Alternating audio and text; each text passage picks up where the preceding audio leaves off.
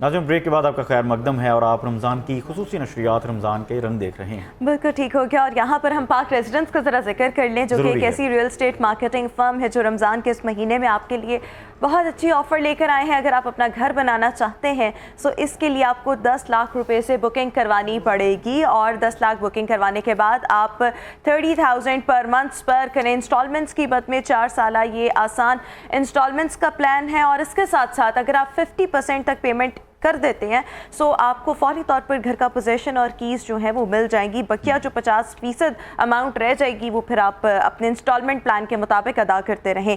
اور یہ ہم بات کرتے ہیں اکٹھے ادائیگی کرنا، یکمشت پیمنٹ کرنا، وہ بہت زیادہ مشکل ہے، سو پاک ریزیڈنس نے آپ کی یہ مشکل آسان کر دی ہے۔ ڈیٹیلز حاصل کرنے کے لیے آپ کی جو ٹیلی ویژن سکرینز ہیں، لاہور رنگ کی ٹیلی ویژن سکرینز ہیں، نمبرز یہاں پر ڈسپلے ہیں۔ بالکل ٹھیک ہے، اور 50% ادائیگی کے بعد بھی 4 سال کا آپ کے پاس وقت ہوتا ہے بقیہ ادائیگی کے لیے۔ ناظرین اپنا ٹرانسمیشن کا سلسلہ آگے بڑھائیں گے۔ ناظرین آج ہم نے بات کی ہے، چونکہ آج یوم وصال ہے، اما حضرت عائشہ رضی اللہ تعالیٰ عنہ کے حوالے سے، ان کی شان و عظمت کے حوالے سے بات کریں، مگر اس کے ساتھ ساتھ ہم نے غزوہ بدر کے حوالے سے بھی بات کرنی ہے۔ اور ناظرین ہماری تو الحمدللہ مسلمانوں کی تاریخ رہی ہے، بے شمار فتوحات ہیں اس میں، مگر جب غزوہ بدر کی بات آتی ہے تو یہ ایک منفرد فتح ہے۔ الحمدللہ یہ ایک ایسی فتح ہے کہ جس کے بارے میں ہم نے بات لازمی اس لیے بھی کرنی ہے کہ وہ کیا جذبہ ایمانی ہے، وہ کیا توکل ہے، وہ کیا عروج ہے کہ جس طرح سے یہ فتح نصیب ہوئی۔ اس پر ہم نے روشنی ڈالنے کے لیے مفتی محمد احمد سیدی صاحب ہمارے ساتھ موجود ہوں گے۔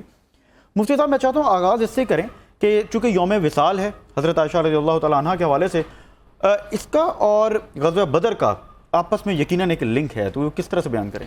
جی اس حوالے سے میں گزارش کروں گا کہ کریم آقا علیہ الصلوۃ والسلام کی جانثاری میں جس طرح صحابہ کرام پیش تھے، اسی طرح امہات المومنین میں سے بھی تمام تر وہ بھی شامل رہی، اور کریم آقا علیہ الصلوۃ والسلام نے بھی جس طرح سرکار کی محبت تھی تو ان لوگوں نے اس طرح اپنی جانوں تک کے نذرانے پیش کیے۔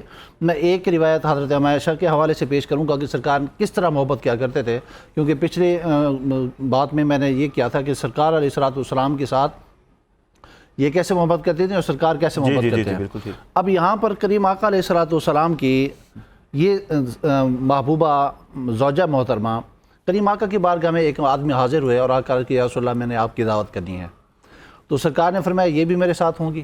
انہوں نے عرض کی نہیں یا رسول اللہ یہ نہیں ہوں گی۔ سرکار نے پھر میں نے نہیں آنا۔ اللہ اکبر۔ وہ بندہ چلا گیا، دوسری بار پھر وہ کچھ عرصے کے بعد آیا، سرکار نے پھر پوچھا عائشہ میرے ساتھ ہوں گی؟ نہیں یا رسول اللہ ان کی دعوت نہیں ہے۔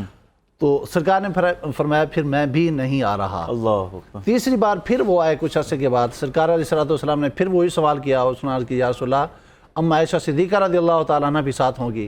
پھر سرکار صلی اللہ علیہ وسلم نے فرمایا اب ہم آئیں گے۔ تو اب دونوں جو ہے روایت کے اندر، مسلم کی یہ روایت ہے، دونوں نے ایک دوسرے کو تھاما اور تھام کر سرکار علیہ الصلوۃ والسلام نے اس غلام کو یہ شرف بخشا۔ اما عائشہ صدیقہ رضی اللہ تعالیٰ عنہ ہی وہ ہیں کہ غزوہ بدر میں جو جھنڈا مومنین کے پاس تھا، مسلمانوں کے پاس، تو وہ اما عائشہ صدیقہ رضی اللہ تعالیٰ عنہ کی چادر مبارکہ کا ہی وہ جھنڈا بنا ہوا تھا۔ اللہ اکبر۔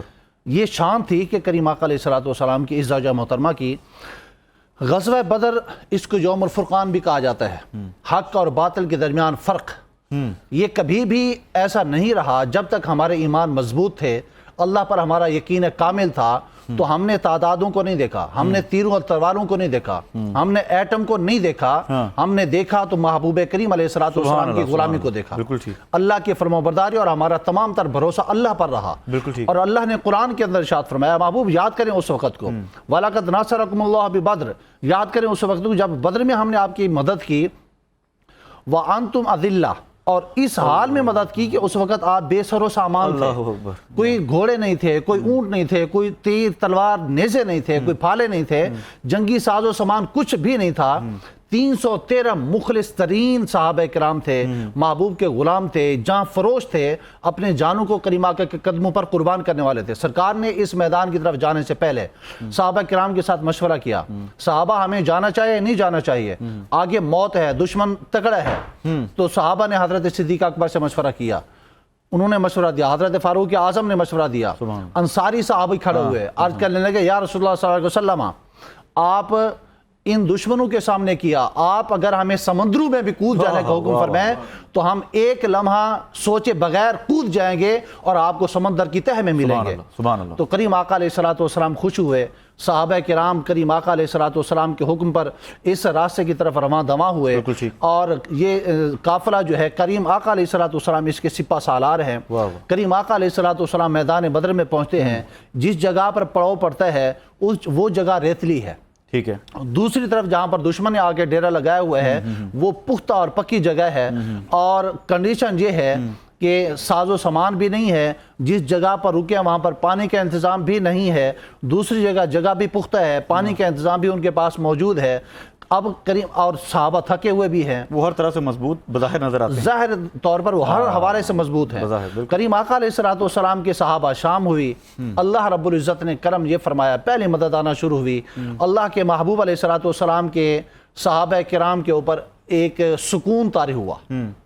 वांज़लल्लाहु सकीनतहू के अल्फाज कुरान के अंदर आते हैं, अल्लाह ने उनके ऊपर सुकून तारी कर दिया ताकि वो फ्रेश हों। सहाबा किराम सोए, रात को बारिश हुई और वो रेतली जो जगह थी वो भी रेत जम गई और पाँव का वहाँ पर जो चलना मुश्किल था अब वो भी आसान रहा, पानी भी जमा हो गया।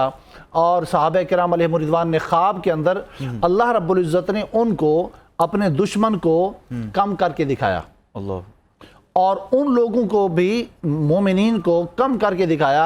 इनको कम करके इसलिए दिखाया ताकि इनके हौसले बढ़े कि दुश्मन तुम्हारे मुकाबले में कुछ ज्यादा नहीं है।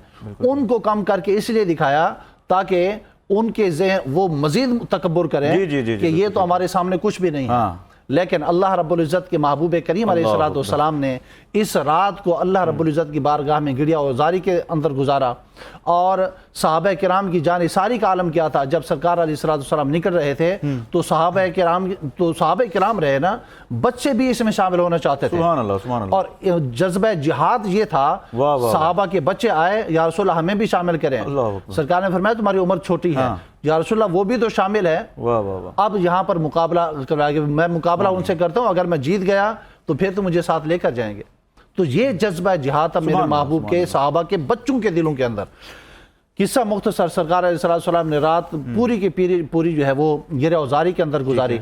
दिन हुआ, सरकार अलैहिस्सलाम रात को ये निशान लगा दिए, यहाँ पे फलां काफिर मरा पड़ा होगा, यहाँ पे अबू जहल होगा, यहाँ उतबा होगा, यहाँ शैबा होगा, यहाँ फलां और यहाँ फलां होगा। सुबह हुई और सफ़ बंदी की गई, करीम आका अलैहिस्सलाम सफ़ों को सीधा कर रहे हैं।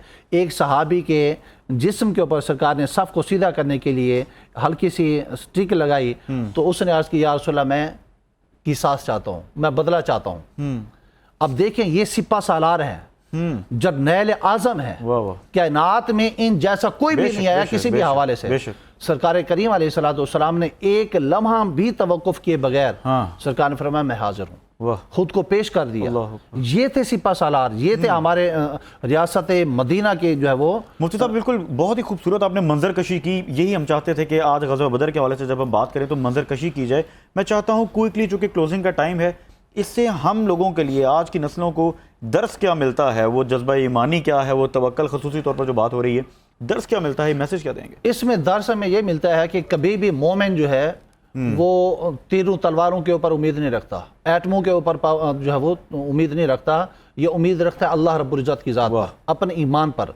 और सबसे बढ़कर ये कि इश्क मुस्तफ़ा जब दिलों के अंदर हो तो फिर ना हमें हमारे सामने हजार हों तो हम कुछ नहीं समझते हैं। बिल्कुल, बिल्कुल। और जब हमारा तकवा और निगाह हमारी अल्लाह पर होती है फिर अल्लाह के फरिश्ते हमारी मदद के लिए नाज़िल होते हैं। बिल्कुल, जिस तरह कि इस जंग के अंदर अल्लाह रब्बुल इज़्ज़त ने 1000, 3000, यहाँ तक कि 5000 फरिश्ते अल्लाह ताला ने नाज़िल फरमाए और मोमिनीन की आकर अल्लाह ताला के उन फरिश्तों ने मदद की, और ये ज़ाहिरी तौर पर हमारे पास सामान ना होने के बावजूद हम जीत गए। अल्हम्दुलिल्लाह, अल्हम्दुलिल्लाह। बिल्कुल इकराम, आज के प्रोग्राम में हमने खुसूसी तौर पर जहाँ बात की उम्मुल मोमिनीन अम्मा आयशा हज़रत आयशा रज़ियल्लाहु तआला अन्हा के हवाले से कि वो आज की ख़वातीन के लिए क्या दर्स है, वफ़ा का दर्स है, मोहब्बत का दर्स है, अक़ीदत का एक दर्स है, और ये असल में हमारे रोल मॉडल हैं। इसके साथ साथ हमने ग़ज़वा बदर के हवाले से बात की, वहाँ से हमें क्या सबक मिलता है, वहाँ से हमें तवक्कल का, जज्बा ईमानी का तवक्कल मिलता है, सबक मिलता है। और इसके साथ साथ अल्हम्दुलिल्लाह हमने ये भी सीखा जो कि आज के दौर में बहुत ज़्यादा ज़रूरत है